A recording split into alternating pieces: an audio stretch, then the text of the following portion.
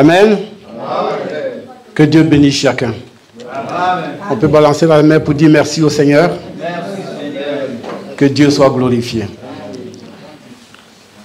Nous sommes devant vous ce matin par pure grâce. Nous sommes tous venus pour nous attendre à la même chose. Il n'y a qu'une personne qui nous invite en ce lieu. Et quand nous sommes là, c'est une joie. C'est une joie de partager. Nous n'allons pas être loin l'un de l'autre parce qu'il n'y a qu'une seule personne dans la Bible. Notre Seigneur Jésus. Amen. Acclamez Jésus qui nous parle. On va se dépêcher parce qu'on a un temps imparti. On va commencer de suite la lecture de notre Bible. Amen. Amen. Nous allons prendre le livre d'Exode.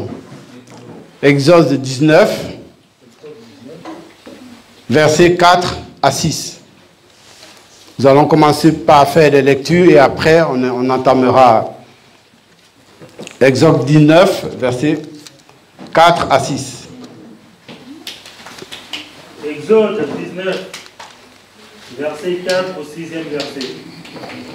Vous avez vu ce que je fais à l'Égypte et comment je vous ai porté sur des ailes d'aigle et amené vers moi. Maintenant, si vous écoutez ma voix et si vous gardez mon alliance, vous m'appartiendrez entre tout le peuple, car toute la terre est à moi. Vous serez pour moi un royaume de sacrificateurs et une nation sainte. Voilà les paroles que tu diras aux enfants d'Israël. Amen. Amen. Nous allons rester dans le même livre, mais nous allons prendre désormais verset 16 à verset 19.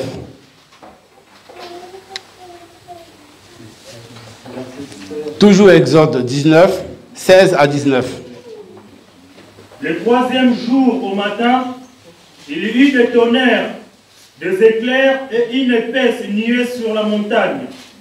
Le son de la trompette retentit fortement, et tout le peuple qui était dans les camps fut saisi d'épouvante. Moïse fit sortir le peuple du camp à la rencontre de Dieu, et ils se placèrent au bas de la montagne. La montagne de Sinaï était toute enfumée, parce que l'Éternel y était descendu au milieu du feu. Cette fumée s'élevait comme la fumée d'une fournaise, et toute la montagne tremblait avec violence. 19. Le son de la trompette retentissait de plus en plus fortement. Moïse parlait et Dieu lui répondait à la voix haute. Amen. Amen. Nous allons prendre 2 Samuel 11, verset 2. Samuel 11, deuxième verset.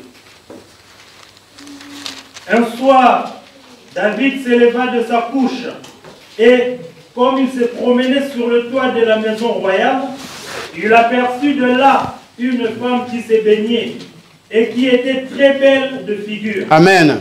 Amen. Je disais tout à l'heure que nous ne parlions d'ici que de la même personne et d'une seule personne, qui est Jésus-Christ.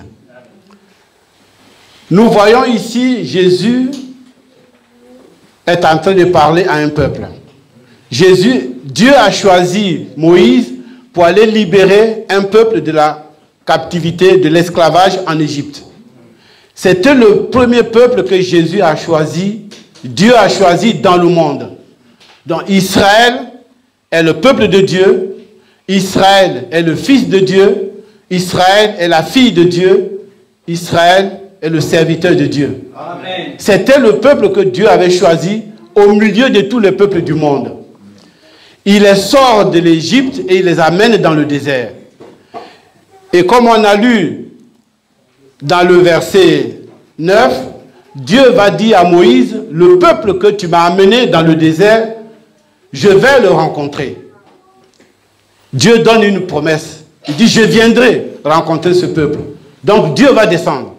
Et il dit à Moïse, prépare ce peuple, que ce peuple se sanctifie pendant 3 jours. Et le 3e jour, je descendrai. Et Dieu va tenir promesse. Dieu va descendre le 3e jour. C'est ça le verset 16. Le verset 16, Dieu descend. Mais la manière dont Dieu descend, Israël va prendre peur. Parce qu'on a lu qu'il y avait le feu. Je vais essayer de reprendre un peu. Voilà, des tonnerres de feu. Et Israël va prendre peur. La montagne de Sinaï était tout en feu.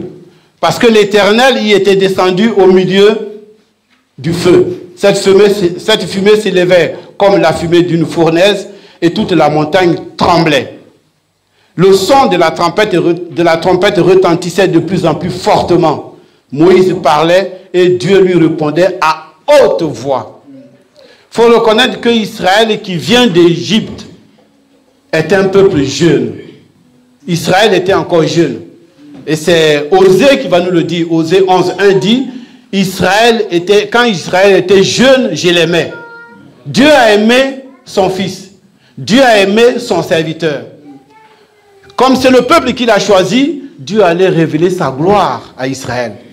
Parce que la présence de Dieu, c'est une gloire. C'est une bénédiction. Donc Dieu descend pour parler à Israël. Mais la manière dont Dieu se manifeste devant Israël, Israël va prendre peur. Israël va craindre. Et il va demander à Moïse que Dieu ne nous parle plus. Qu'il te parle à toi, et toi tu nous rapporteras ce que Dieu a dit. Nous avons écouté une fois le docteur Roger dire, le prophète joue deux rôles. Soit il est Dieu devant le peuple, soit il est le peuple devant Dieu. Et en troisième point, il est son ministère. Il est prophète. Mais là, Moïse jouait ces deux rôles. Il était soit le peuple devant Dieu, ou Dieu devant le peuple. Donc lui, il prend la place de Dieu pour venir parler à ce peuple. Puisque le peuple ne voulait pas recevoir Dieu. Il ne pouvait plus l'écouter. Mais cette manifestation de Dieu a un autre sens. Dieu va rejeter Israël. Parce que Dieu lui a donné une loi, mais Dieu savait que Israël ne pouvait pas obéir à la loi. Et dans le livre de Romains, quelque part, Romains 3, verset 10 dit, personne ne peut vivre par les œuvres de la loi. Or, Israël était imprégné de la loi de Moïse. Donc, cette manifestation sur la montagne va avoir une autre explication. Mais ce que Israël ne peut pas comprendre, pourquoi? Parce que Israël était encore jeune. Et c'est Proverbe qui nous dit ce qui s'est manifesté sur la montagne. Nous allons lire Proverbe 27, verset 14. Proverbe 27, verset 14. Si l'on bénit son prochain à haute voix et de grands matins, cela est envisagé comme une malédiction. Amen. Amen. La Bible dit, si l'on bénit son prochain à haute voix et de grands matins, cela est envisagé comme une malédiction. Donc si on veut voir dans Exode 19 la manifestation que Dieu avait sur la montagne par les flammes, par le feu, par la tempête, par la violence et la haute voix avec laquelle il communiquait avec Moïse, Dieu était en train de maudire Israël. Or, sa présence est une bénédiction. Mais la Bible dit, quand on bénit tôt le matin à haute voix, c'est une malédiction. Donc Dieu maudissait d'avance Israël. Israël venait sortir de l'Égypte, mais Israël était maudit de beau matin. Pourquoi? Vous allez voir que, toujours dans Exode, quand Moïse dit à Dieu, je veux voir ta gloire. Or, pour montrer sa gloire ici, personne ne lui a demandé. C'est lui-même qui a dit, je viens vous montrer ma gloire. Mais quand Moïse demande de voir la gloire de Dieu, il dit, je vais te cacher ton visage et tu me verras de dos.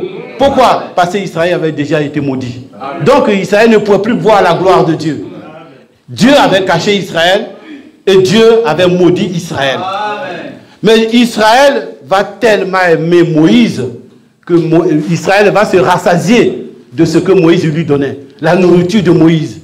Israël va s'accrocher à Moïse parce que Israël n'a vu que Moïse. Le jour que Dieu est descendu, Israël a pris peur. Donc il ne connaissait que Moïse. Donc Israël est resté avec Moïse. Mais Dieu est un roi et Dieu ne travaille pas la journée. Comme on a lu dans le livre de 2 Samuel 11, David, c'est sur le soir qu'il monte sur le toit. La montée de David sur le toit, c'est Jésus à la croix. Pour voir une seule personne, une femme. Il vient voir qu'une seule femme. Mais Israël ne connaissait qu'un seul mari. Israël ne connaissait que Moïse. Donc Israël ne va accepter que ce qui vient de Moïse. Parce qu'ils ont refusé de voir Dieu. Mais comme ils étaient jeunes, ils oublient qu'ils avaient été déjà maudits. Donc tout ce que Israël va parcourir, tout ce temps, Israël était sous la malédiction. Et Dieu, ne voulant pas voir Israël désormais, parce qu'il avait caché, il va envoyer que des hommes la journée. Parce que lui, il sort que le soir. Alors la journée, il envoie Moïse, il envoie Élisée, il envoie Jérémie, il envoie David, il envoie tous ceux qu'il avait devant lui. Allez-y parler à ce peuple. Allez-y le préparer, parce que le jour de mon avènement, que l'épouse soit prête. C'était les eunuques qui préparaient l'épouse pour rencontrer le roi. Quand le roi viendrait. Mais quand le roi arrive, on a oublié que Vashti avait désobéi. Donc le roi n'a pas chassé Vashti. On dit que Vashti ne pouvait plus se présenter devant la face du roi. Donc Israël est resté avec Moïse. Israël ne recevait désormais que de Moïse. Le jour que le véritable mari arrive, Israël n'était plus prête. Il est monté pour chercher une nouvelle femme. Il fallait désormais chercher Esther, merci. Parce qu'il était monté sur le toit pour voir une femme. Et celle qu'il a vue, c'est Esther. Parce que Vashti avait désobéi. Donc désormais, Dieu était venu pour parler à Esther. Pour prendre Esther, pour lui donner la couronne. Et quand Jésus arrive, Jésus est venu pour accomplir la loi. Jésus est venu pour expliquer Moïse. Mais Israël ne connaissait que Moïse. Israël n'aimait que Moïse. Donc toucher à Moïse, c'était chercher la bagarre. Donc quand Jésus expliquait Moïse, cela énervait Israël. Donc Israël était prêt à prendre la défense de son mari, de son époux. Donc quand Jésus parlait de Moïse, Israël était prêt à défendre Moïse. C'était une bagarre entre Jésus et Moïse. Or la Bible dit quelque part que si deux personnes se bagarrent et que l'épouse de l'autre vient à secourir son mari pour défendre son mari, qu'il touche à la partie honteuse, il ne faut pas avoir pitié. On va lire ça.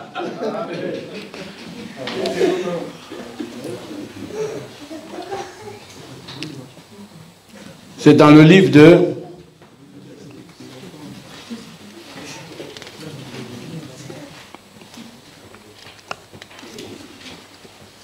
Demande à trouver ce verset où il faut couper la main dans Exode toujours.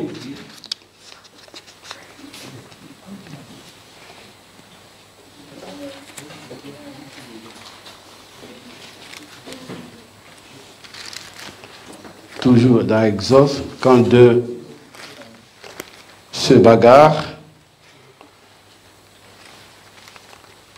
Je ne sais pas si c'est 18. Non.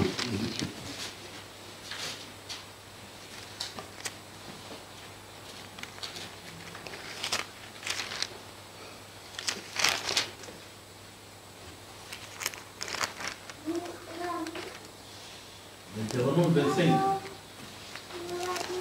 Lis-le, pardon, frère.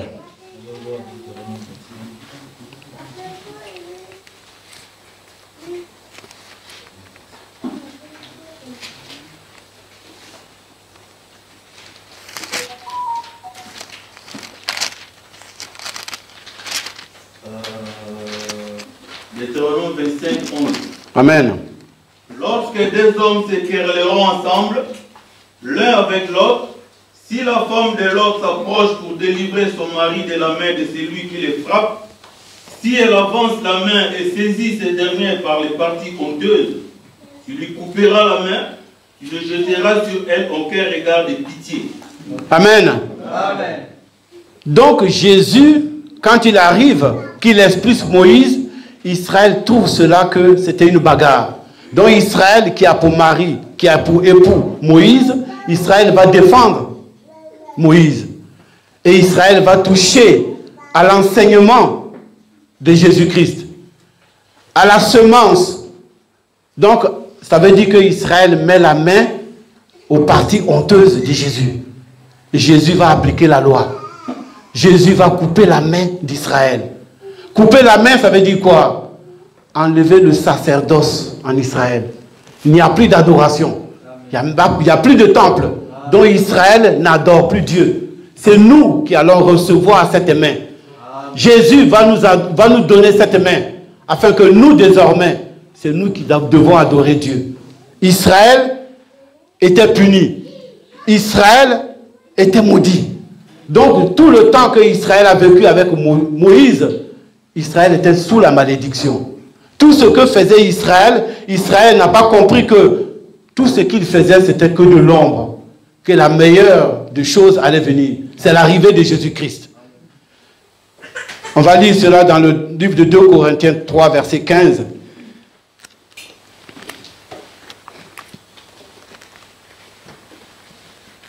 « 2 Corinthiens, chapitre 3, verset 15.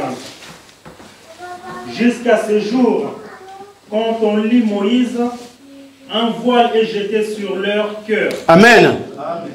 Quand on lit Moïse, un voile est jeté sur le cœur d'Israël. Israël, Dieu avait mis la main sur leur face pour ne pas qu'ils voient sa gloire. Et jusqu'à présent, Israël est resté dans les ténèbres. Israël est resté dans la méconnaissance. Le serviteur de Dieu disait tout à l'heure, nous donnons le sang de Jésus. Mais vous imaginez que Dieu, dans la malédiction d'Israël, lui a refusé le sang. Il a dit, quand vous tuerez un animal, vous ne le mangerez pas avec le sang. Or, le sang, c'est la vie. Donc, Israël était privé de vie. Amen. Israël n'avait pas de vie parce qu'Israël n'avait pas droit au sang. Or, nous venons pour manger et boire le sang de Jésus. À nous, la vie a été donnée. Avec la main, afin que nous puissions cuisiner et manger. Nous sommes à table ce matin pour boire le sang de Jésus. C'est ce qui nous a été donné. Donc Israël est resté dans sa malédiction. Israël n'avait plus droit à ce vin-là. Parce que Israël a été maudit. Israël est resté avec Moïse. Or, Israël ne se reconnaissait pas que tout ce qui lui arrivait était que de l'ombre, était que caché. Israël est devenu la femme qu'on a mis en réserve. Le roi est sorti le soir. Il s'est levé sur le soir pour trouver la femme qu'il cherchait. Et il nous a trouvés. Nous sommes la femme que Jésus a trouvée. Nous sommes l'épouse qu'il était venu chercher. Parce que Vashti a désobéi et Esther a pris sa place. Nous voici désormais avec la main. Il nous a donné cette main au milieu de nous. Il y a l'apôtre. Les doigts de la main. Il y a l'apôtre. Il y a le prophète. Il y a le docteur. Il y a l'évangéliste. Et il y a le pasteur. C'est ceux-là, les eunuques désormais, qui préparent Esther pour rencontrer l'époux. Nous sommes dans la chambre de préparation. Et nous devons obéir à ce que dit l'eunuque, à ce que disent les eunuques. Parce qu'ils sont désormais 5 à nous préparer, à nous donner ce qu'il faut, les soins qu'il faut pour que nous soyons présentables devant notre mari. Pour que nous soyons acceptés par le mari. Ils doivent nous préparer au goût du mari, pas à leur goût. Malheureusement, aujourd'hui, c'est ces gens-là que nous rencontrons beaucoup dans nos assemblées. Il donne sa propre semence. Il n'est plus l'eunuque qui doit préparer l'épouse du roi, mais il est lui-même l'époux. Il dira le nom de l'époux, je viens vous préparer au nom de l'époux, mais lui, il donne sa propre semence. C'est lui qui est désormais celui-là qui donne la semence. Donc quand l'enfant va naître dans la cour du roi, il va avoir la figure du serviteur. Quelle honte! Ce qui fait que nous sommes désormais trompés au lieu d'être préparés pour aller à la rencontre du mari. On nous promet d'aller voir le roi, mais nous sommes cachés et on nous a barrés, on nous bat à la route du roi. On ne le verra jamais, parce que celui qui est devant nous, il est le seul qui se prend pour l'époux pour nous donner la semence. Or, ce n'est pas de ça que nous avons besoin. Nous avons besoin d'être préparés pour rencontrer celui qu'il faut. Celui-là qui a donné sa vie pour nous. Celui qui est mort à la croix pour nous. Celui qui est descendu des cieux, qui n'a pas regardé à notre salissure, qui est venu au milieu de nous, dans la boue, pour se salir. La Bible dit qu'il n'a pas regardé à l'égalité à son Père. Mais il est descendu, il s'est dépouillé lui-même pour que nous possédions.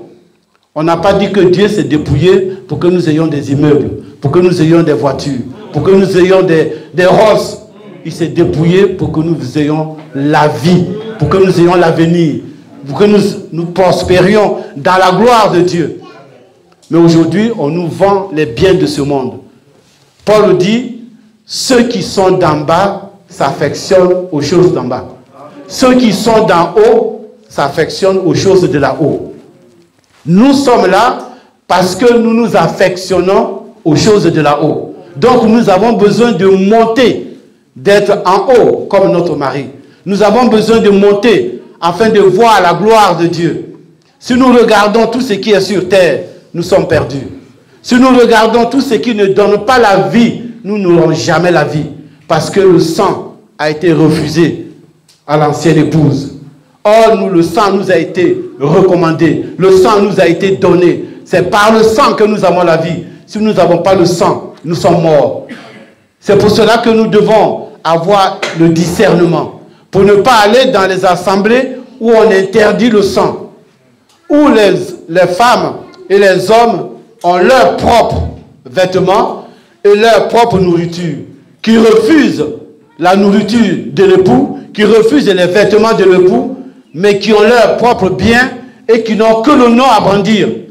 Nous sommes de Jésus, mais quand tu arrives au milieu d'eux, il n'y a ni les vêtements, il n'y a ni la nourriture. Alors nous mourrons de faim. Mais pour nous entretenir, on nous présente les biens de ce monde comme le diable a fait avec Jésus quand il revenait de son gène du désert. Regarde tous les biens de ce monde, les trésors, les royaumes m'ont été donnés. Si tu te prosternes devant moi, je te les donnerai. Parce que désormais, ça lui appartient. Donc tous ceux qui veulent nous vendre tout ce qui est sur la terre, ils sont partis pour nous perdre. C'est pour cela que nous devons avoir le discernement. Pour ne pas rester à regarder les biens de ce monde. Pour que nous demeurions dans la voie de notre Seigneur. Pour que nous demeurions dans l'enseignement de Jésus-Christ. Dans l'enseignement des apôtres. C'est ce que nous avons besoin. Nous avons besoin de sang. Nous n'avons pas besoin de matériel. Nous avons besoin de vie. Nous n'avons pas besoin de faire semblant de vivre. Parce que ceux-là, ils font semblant de vivre. Mais ils ne vivent pas. Parce qu'ils n'ont pas la vie en eux. Ils n'ont pas le Fils. La Bible dit, celui qui n'a pas le Fils n'a pas la vie. Dans ces assemblées, ils n'ont pas le Fils. Ils n'ont pas la vie. Ils n'ont pas l'époux. Ils ont juste son nom. Mais tout ce qui les nourrit, ça vient de la terre.